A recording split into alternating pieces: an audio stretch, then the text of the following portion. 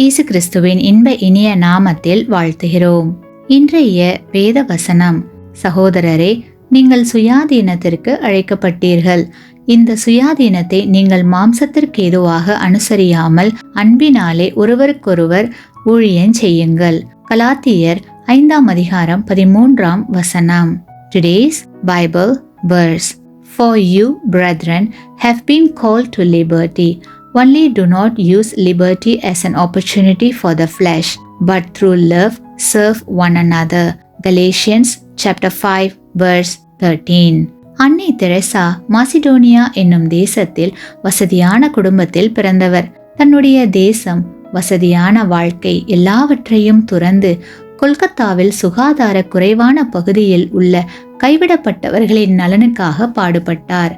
அன்னை தெரசா அந்த மக்களிடம் எந்த எதிர்பார்ப்புமின்றி தன்னுடைய வாழ்க்கையை அவர்களுக்காக அர்ப்பணித்தார்.